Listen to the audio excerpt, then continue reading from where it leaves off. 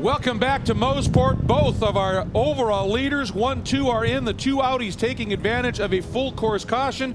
The pits just opened. This all happened very suddenly, and both of them doing driver changes. Brian. Lucas Luhr climbing in the number 2, and as he sits here on pit road, I look at the left front and the splitter over here. Definitely about an inch or so removed from the outside, but the splitter is so thick.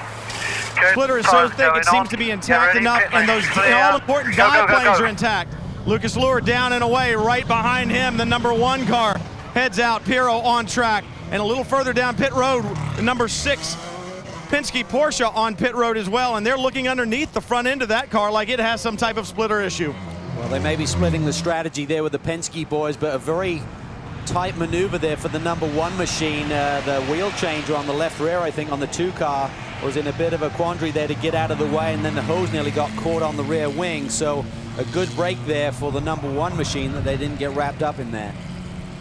And this is the area where the incident unfolded. It's the number 30. That is the second of the Intersport AER Lolas, and it's John Faulkner who is getting out of the car.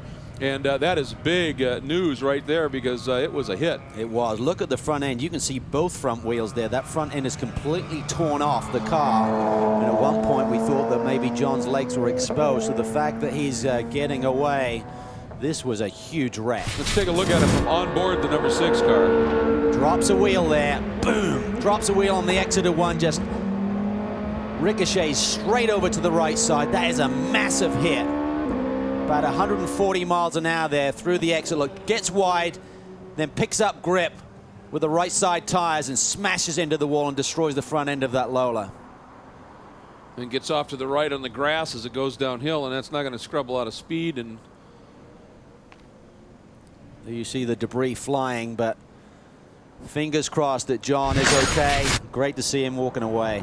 Absolutely. And while we're under this caution and they're affecting this cleanup, let's get back down to Brian. Guys, we talked about the 6 car being on pit road and being up on jacks. The reason was this is part of John's field car. You were talking about debris on the track, Calvin. Look at the size of this piece of debris that came off of that number 37, wedged up underneath the number 6. Sascha Maassen had to bring that Penske Porsche Spider in to have this piece removed, dragging underneath the car. And around this very high-speed racetrack, you can't have that.